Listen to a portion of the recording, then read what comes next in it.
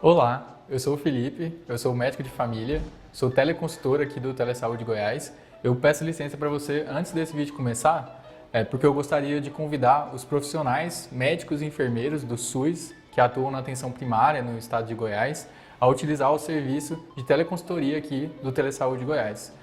A nossa equipe de teleconsultores ela pode te ajudar a tirar dúvidas de casos atendidos na rotina e do seu serviço e sugerir conteúdo atualizado sobre os mais variados temas aí no contexto da APS. Basta fazer o cadastro no site do Telesaúde Goiás e aguardar a autorização. Depois, solicitar a sua teleconsultoria. Aguardamos vocês!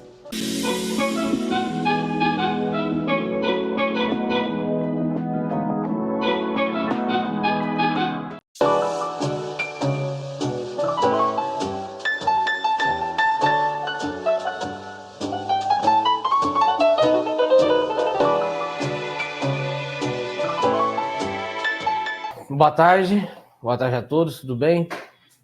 Meu nome é Vitor Alves Marques, eu sou formado em Educação Física, sou professor de Educação Física, sou especialista em treinamento de força e fisiologia do exercício, sou mestre e doutor em Ciências da Saúde, né, com a temática de câncer de mama, e atualmente sou aluno de pós-doutorado aqui da Universidade Federal de Goiás, também com a temática de câncer de mama e exercício físico, né? Então, o objetivo dessa aula nós explicarmos um pouco qual que é a importância do exercício físico, né, em todas as fases do câncer, do tratamento de câncer de uma maneira geral, e também de que maneira o exercício pode prevenir alguns tipos de câncer que são bem comuns, né? Já que o câncer é uma das doenças crônicas que mais tem evoluído e tem crescido atualmente no Brasil e no mundo, né? Então, né, para a gente entender um pouco, né, o câncer é uma doença multicêntrica, então ela é uma doença multifatorial que envolve fatores genéticos, né, de sedentarismo, de má alimentação e também a obesidade. Todos esses fatores são determinantes para que a pessoa ela tenha algum tipo de diagnóstico de câncer. Não existe um fator mais ou menor que seja influenciante nesse diagnóstico dessa doença. No mundo, atualmente, aproximadamente 19 milhões de pessoas foram diagnosticadas com algum tipo de câncer. O câncer mais prevalente de toda a população é o câncer de pulmão. O segundo mais prevalente é o de mama, sendo o mais prevalente entre as mulheres. De pulmão é 12,4% e de mama entre as mulheres são 11,5% da população, aproximadamente 2 milhões e 296 mil pessoas. No Brasil, né, essa taxa de câncer de mama, nós chegamos à expectativa, né, em especial a mama, né, que é o mais comum entre as mulheres, de 57.960 número de casos. Entre os homens, aquele que mais destaca é o câncer de próstata, em 61.200.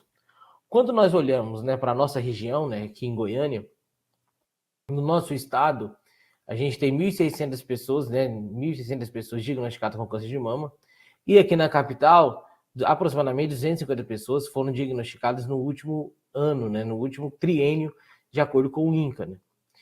E o câncer de próstata é mais prevalente entre os homens, né? Então, aí, quando a gente olha para uma maneira geral, né, de como o câncer ele tem que ser tratado, a prática de atividade física, de exercício físico, ele é importante para que a paciente, né, aquela pessoa que foi diagnosticada, ela tem uma melhor qualidade de vida, uma diminuição de ansiedade, uma diminuição da sua depressão e uma melhora, né, da sua saúde mental, além de uma resposta mais acentuada no tratamento. Além disso, né, a atividade física ela é importante como uma forma de prevenção de algum tipo de câncer.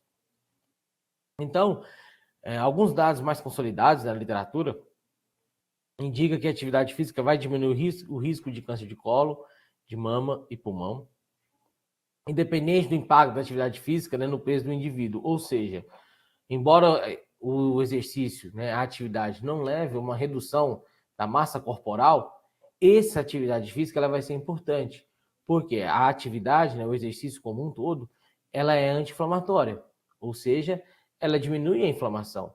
E quando a gente fala, né, de todo o processo inflamatório, a inflamação é um dos processos que mais causam câncer no indivíduo, porque essa inflamação, né, vai gerando que o indivíduo ele se torna tem um maior acúmulo de gordura, tem uma maior produção de células cancerígenas, o que pode desencadear futuramente em algum tipo de câncer. Além disso, a atividade física ajuda a manter o equilíbrio, né, entre a ingestão calórica e o gasto energético, o que vai evitar esse acúmulo de caloria, ou seja, vai evitar que o indivíduo ele tenha uma ingestão calórica, sendo que essa ingestão ela não seja gasta, ela vai ser estocada e vai ter um acúmulo de gordura. E aí, quando a gente fala, né, dos benefícios do exercício durante o tratamento, nós temos alguns pontos importantes, né, que é sempre queixado, né, pelas pacientes, que é a fadiga muscular, né? E aí é bom a gente sempre diferenciar o que é fadiga e o que é cansaço. Fadiga é aquele cansaço crônico. Por exemplo, né, você faz a sua atividade de lazer, você faz aquela atividade que você gosta, você vai no cinema, você joga futebol, você passeia com seus filhos, você faz qualquer atividade de lazer, e aquela pessoa que não tem fadiga, quando ela faz essa atividade, ela relaxa. Quando o indivíduo ele tem fadiga, ele faz todas essas atividades que normalmente ela faz e se sente bem, mas ela não tem a sensação de descanso. Ela está sempre cansada. Independente da atividade, ela está sempre cansada. Além disso, vai evitar a sarcopenia, né? O que é sarcopenia? É a perda de massa muscular, o que é bastante comum, né, em indivíduos idosos, né, naturalmente, né, o nosso corpo, né, quando a gente chega numa idade, né, acima de 60 anos, principalmente, é normal a gente ter uma perda da nossa massa muscular. Além da massa muscular, né, a gente perde também a nossa densidade mineral óssea. O que o câncer, né, faz durante o tratamento, quando a pessoa é diagnosticada com câncer e o tratamento ele induz, é essa perda dessa massa muscular e esse aceleramento do desgaste, né, dessa densidade mineral óssea. Então, o exercício, né, e a gente pensa principalmente o exercício de impacto, ele é importante para eu poder aumentar essa densidade mineral óssea, eu poder evitar essa sarcopenia, ter uma forma de prevenção. E o exercício, ele é capaz de fazer com que essa pessoa tenha um ganho de força. Aumenta a capacidade cardiovascular, né, que é o VO2, o VO2 máximo. Então, estudos mostram que se você aumentar de 10 a 20% do seu nível de consumo máximo de oxigênio, né, de VO2, você melhora, você tem um aumento de taxa de sobrevida de 1 a 2 anos, né? Então é importante que esse VO2, essa capacidade cardiovascular, seja melhorada. Além de prevenir desequilíbrios orgânicos e combater os fatores estressores, né?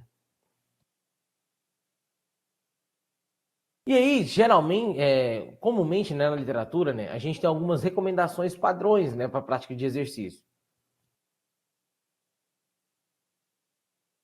Então, veja, o tempo de atividade normalmente, né, que aparece na literatura, são de 30 minutos. Né?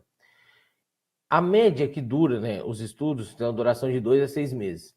E a frequência semanal é de 3 vezes por semana. A intensidade, ela varia de 60% a 80% da sua frequência cardíaca máxima. Então, essa frequência cardíaca máxima, ela varia de pessoa para pessoa, né? Vai de acordo com a sua idade, né? Com a sua massa corporal. E, geralmente, a intensidade que essas pacientes, elas acabam se exercitando entre essa faixa, que é de moderada a intensa. Quando a gente fala para as atividades alternativas, nós podemos encontrar algumas atividades holísticas, né? Como, por exemplo, yoga, tai chi chuan, pilates, dança do ventre. Normalmente, essas atividades elas duram em torno de 60 a 90 minutos. Elas duram, de uma maneira geral, 3 meses. Né? E a frequência semanal são 3 vezes por semana. De 2 a 3 vezes por semana. Quando nós vamos para o exercício resistido, né? Normalmente, o exercício resistido são de 2 a 3 séries. O número de repetições são de 8 a 12 repetições. E a duração desse exercício é de 4 a 12 meses. Então, já tem uma duração um tanto quanto maior, né, durante esse período.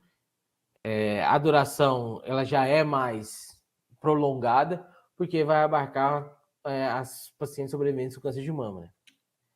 E aí, quando a gente tem uma visão geral, né, de como é feito o tratamento do câncer, nós temos algumas etapas que são importantes, né? Então, primeiro, antes do diagnóstico vem a prevenção e quando você detecta o tipo de câncer, que é o diagnóstico.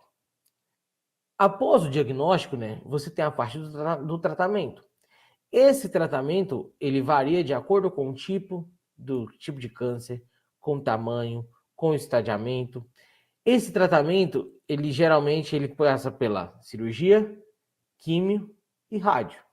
Não necessariamente nessa ordem, porque a ordem ela vai envolver com o tipo de câncer que está sendo tratado, né? E aí, depois desse tratamento, você tem a reabilitação, que aí entra a parte principalmente pós-cirúrgico, né, que é a recuperação da amplitude de movimento, né, das pacientes, principalmente aquelas que fazem a cirurgia localizada. A promoção da saúde, o estado paliativo é quando o câncer está no estágio metastático, né, e é considerado o fim da vida, né, então onde o câncer não tem mais cura, né, e o tratamento é validado apenas para uma melhora da sua sobrevida, e ao final de tudo, ela é considerada sobrevivente de câncer de mama. Então, a mulher sobrevivente com câncer de mama é aquela mulher, né, que passou por todos os tipos de estágios do tratamento e chegou no fim da vida. Quando ela chega no fim, quando ela passa por todos os tipos de tratamento, ela é considerada sobrevivente do tipo de câncer.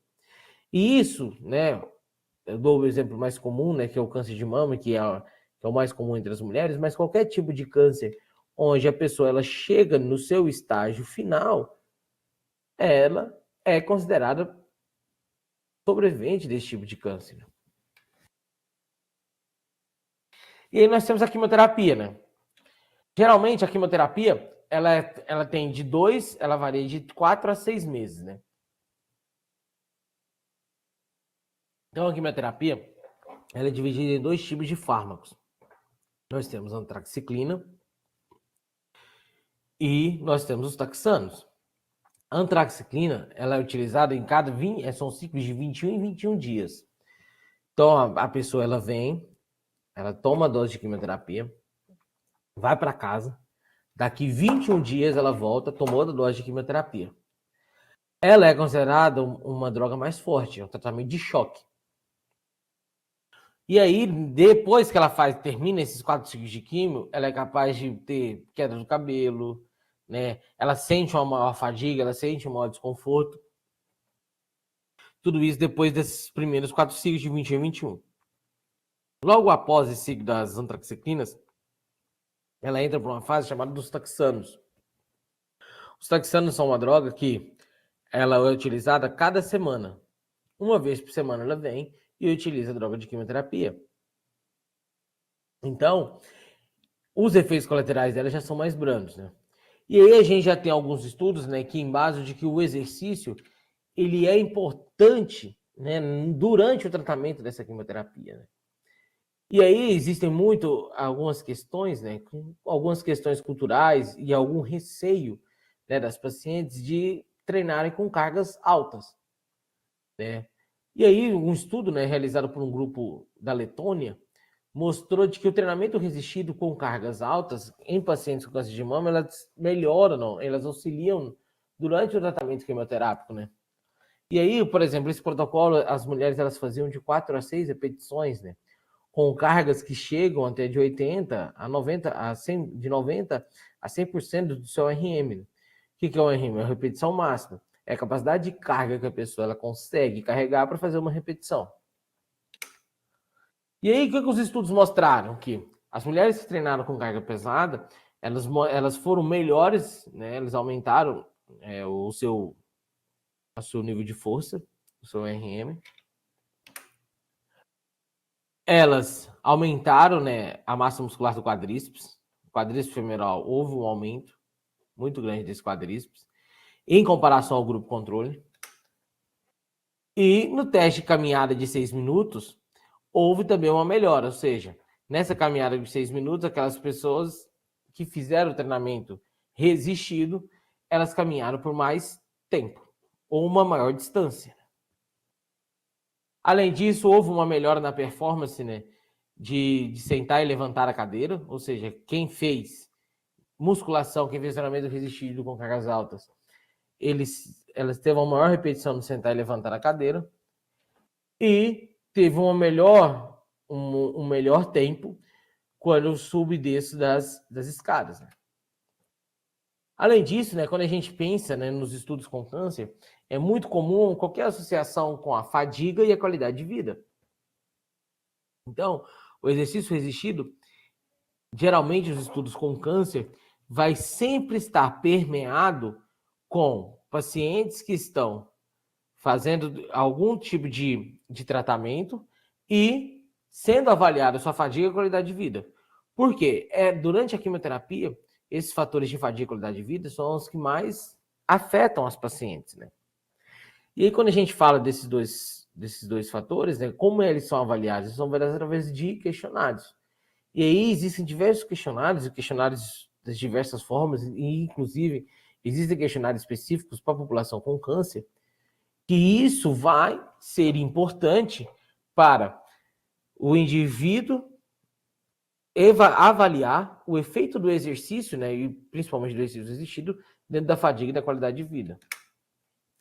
E aí esse estudo, né, desse grupo alemão, eles fizeram uma avaliação, né, onde eles analisaram 95 pessoas no total. E essas 95 pessoas foram divididas em dois grupos, né? Aquelas pessoas que fizeram o exercício e aquelas pessoas que não fizeram o exercício. Isso, o protocolo deles eram 3 séries de 10 a 12 repetições, fazendo o exercício 3 vezes por semana. Os resultados mostram que houve uma melhora na fadiga em relação ao grupo controle, ou seja, quem fez exercício diminuiu os níveis de fadiga. Seja a fadiga total, seja a fadiga física. Além disso, né, em relação à qualidade de vida, houve uma melhora na sua função social, né, houve um aumento na sua função social, e houve também uma melhora no seu papel, na sua função.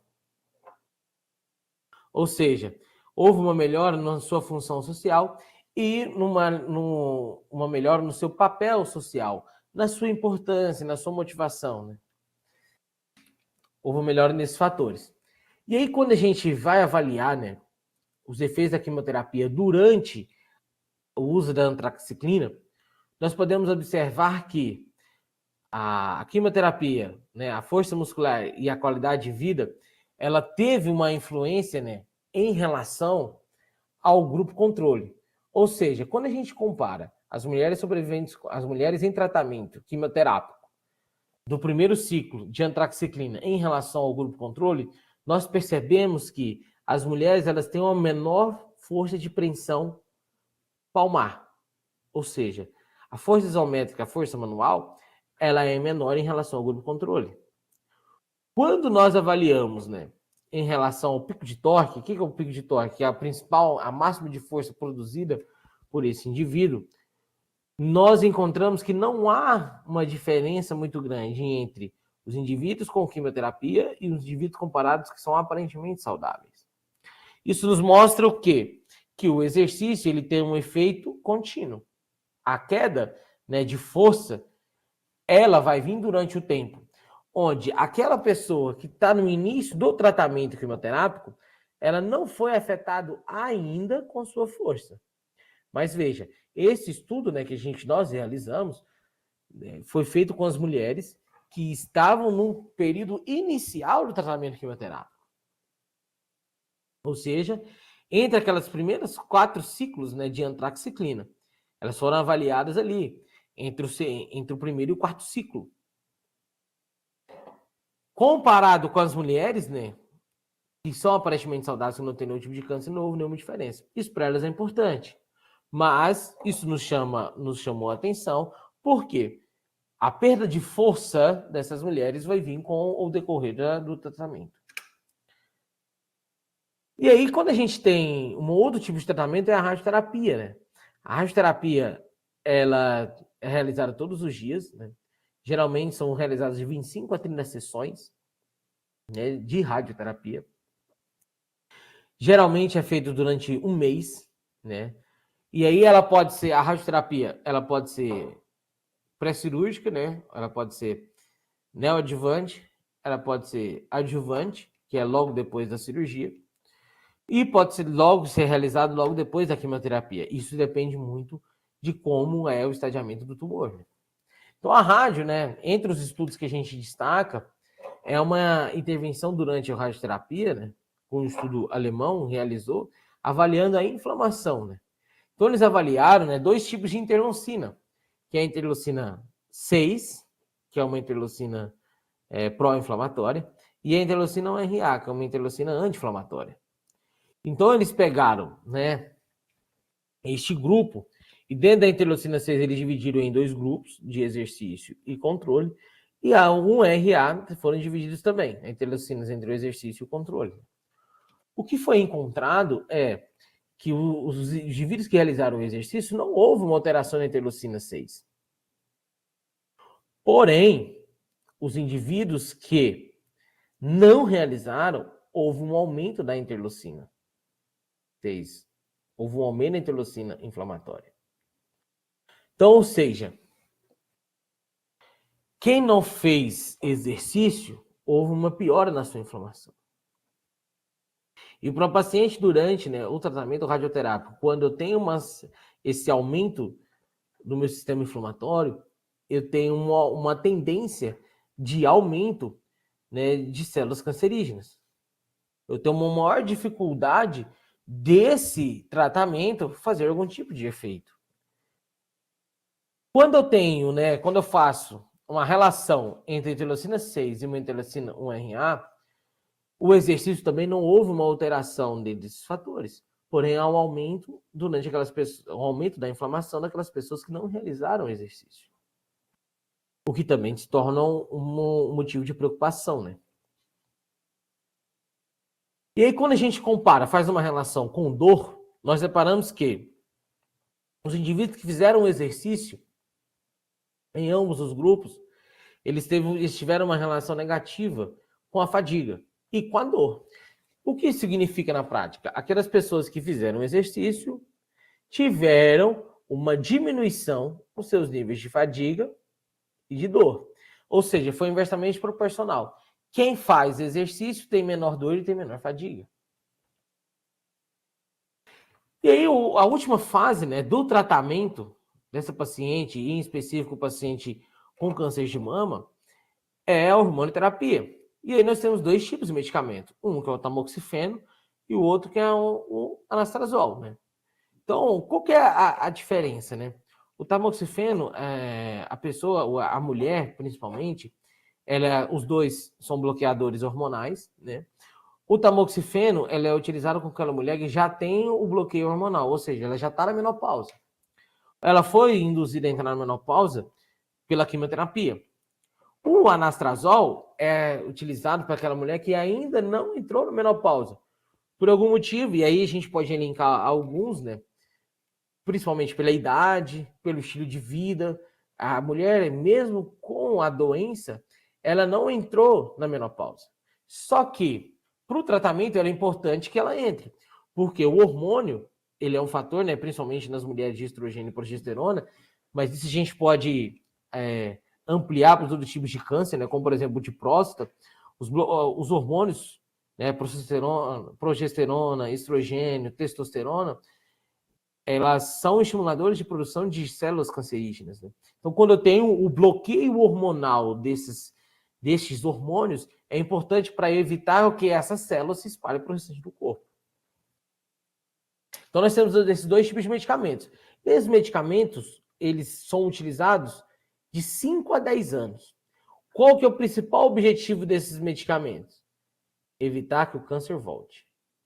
Evitar a recidiva. Que é o principal receio, né, de todas as pessoas que passaram por essa doença, de que um dia esse câncer ele tende a voltar, seja no mesmo local, seja no local diferente, seja no diferente tipo de estagiamento, seja de diferente tamanho. O receio, né, de todos os pacientes, de uma maneira geral, é fazer com que um dia esse câncer ele volte.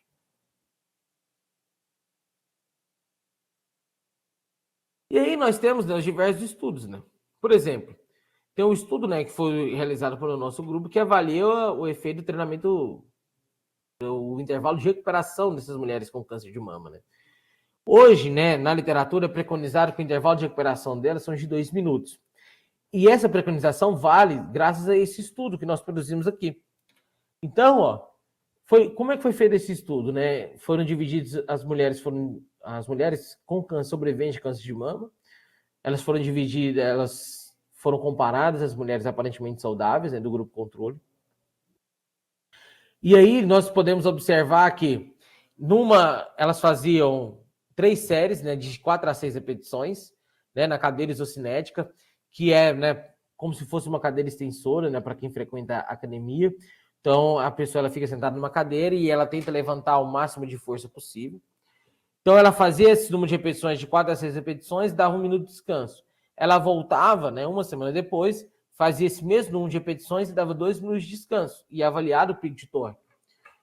O trabalho total, ela já avaliaram 3 séries de 20 repetições, né? Então ela fazia 20 repetições, as 3 séries, dando 1 minuto de descanso em cada série.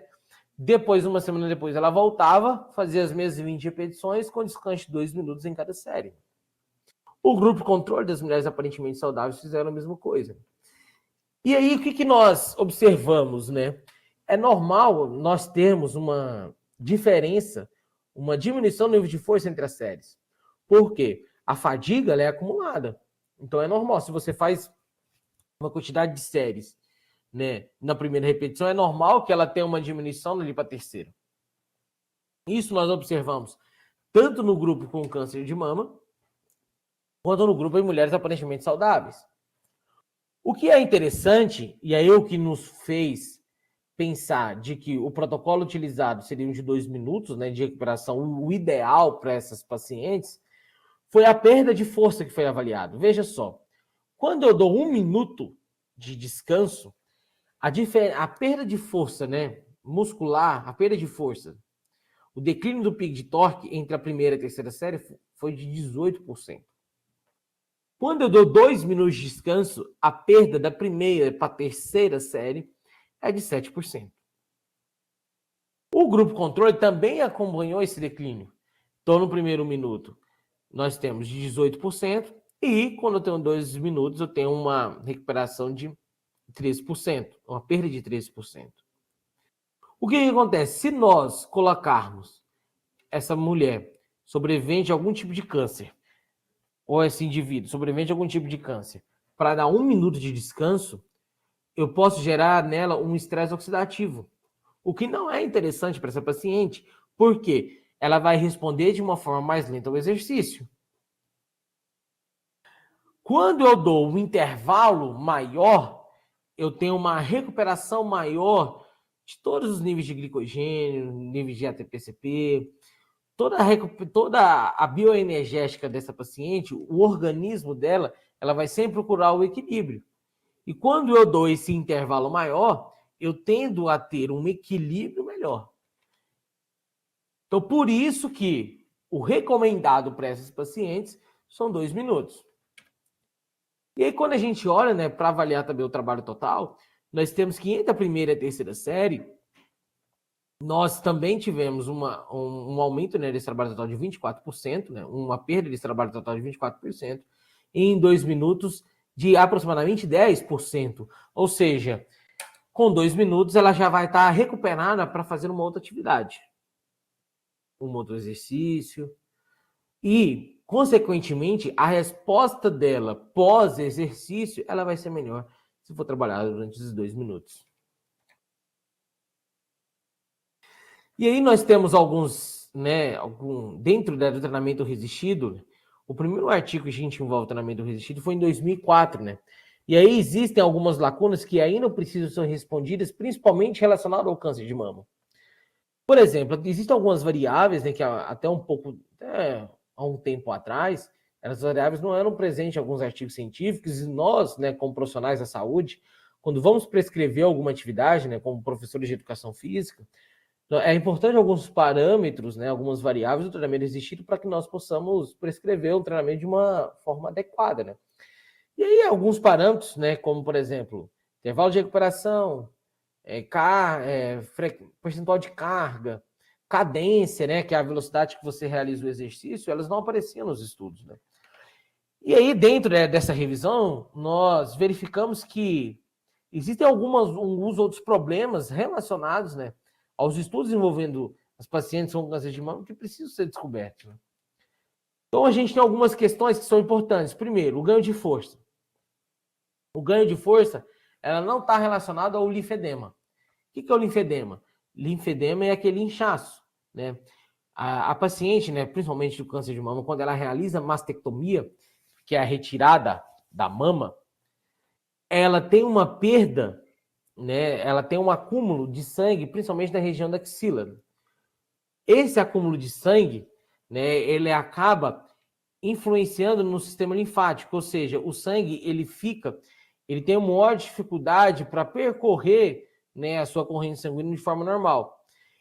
O que isso acontece? Quando ocorre esse acúmulo, gera um inchaço.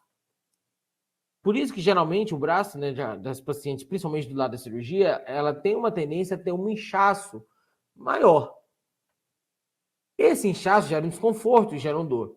E aí, né, uma das coisas que as pacientes mais relatam, né, de desconforto para fazer exercício, principalmente de membros superiores, é por conta desse linfedema e o receio delas de o braço inchar, ter um inchaço. Só que os estudos mostram que não há uma relação. Não existe uma relação de aumento de força e linfedema. Ou seja, a maior carga que eu carregar, que eu fizer do membros superiores, não vai fazer com que eu tenha um aumento de linfedema. Eu vou ter linfedema com ou sem fazer exercício. Isso vale para membros inferiores, para membros superiores, né, e principalmente relacionados ao braço tratado. Então, isso a literatura nos mostrou que já não tem nenhuma relação, né? Uma outra dificuldade que nós temos, né, é fazer com que essa paciente ela tenha uma redução da composição corporal. Veja, um dos fatores, né, um dos efeitos colaterais que causa, né, o tamoxifeno e anastrozol é o ganho de peso. Em média, essas mulheres, né, se elas não tiverem uma dieta adequada, elas podem ganhar de 2 a 4 quilos por mês. Então, o ganho de peso, existe uma dificuldade enorme em fazer com que essas mulheres elas tenham uma redução do seu percentual de gordura, uma redução de peso. E isso foi mostrado, né, nos exercícios, nos estudos, né, onde nós mostramos que apenas 2 estudos mostram uma redução do percentual de gordura, um estudo mostra uma redução da massa de gordura em quilograma, e 2 estudos mostram um ganho, né, de força, de massa muscular, né, de massa magra para essas mulheres, né. Então, ou seja, a composição corporal ainda é uma lacuna que nós, né, profissionais da área da saúde, é importante que nós possamos trabalhar e ainda desvendar qual seria o melhor mecanismo para fazer com que essas mulheres reduzam, né, esse percentual de gordura e esse peso. E aí existem outras práticas, né, que são importantes, por exemplo, a yoga. Né? Esse estudo de um grupo italiano mostra, né, que a prática de yoga durante 12 semanas ela é importante, né, para melhora da sua capacidade funcional, melhora da flexibilidade, diminuição da dor e diminuição de fadiga. Né? E aí existem alguns estudos, né? Esse é um estudo mais recente, que é um estudo iraniano, que mostra que o exercício, né, o treinamento intervalado de alta intensidade, ela é fundamental para melhora, né, para diminuição das células cancerígenas. Ou seja, né, o treinamento intervalado de alta intensidade, ela é importante para eu aumentar essa enzima chamada HSP70, que é uma enzima antitumoral. Veja, o papel dessa enzima antitumoral é matar as células tumorais, as células cancerígenas. E esse estudo mostrou que o exercício físico realizado em alta intensidade, ele é benéfico para o aumento dessa HSP70. O que seria esse exercício de alta intensidade? Eu fazer um exercício com alto esforço. É você sair do seu exercício fadigado, cansado. extenuado. Existe uma escala, né, que a gente usa muito, que é uma escala que vai de 6 a 20. Quanto mais próximo do 20, mais esforço você fez durante o exercício. E o ideal é que esse esforço durante o exercício, ele seja ali de uma escala de 17 a 20, para você ter algumas alterações fisiológicas importantes. E aí nós temos o quê? Além disso, né, o HIIT, né, o treinamento intervalado. Como é que era esse protocolo? 1 por 2. Então eles faziam 1 minuto de esforço, né, de 70 a 85%, né, do seu VO2 máximo, e 2 minutos de caminhada de 50 a 60%.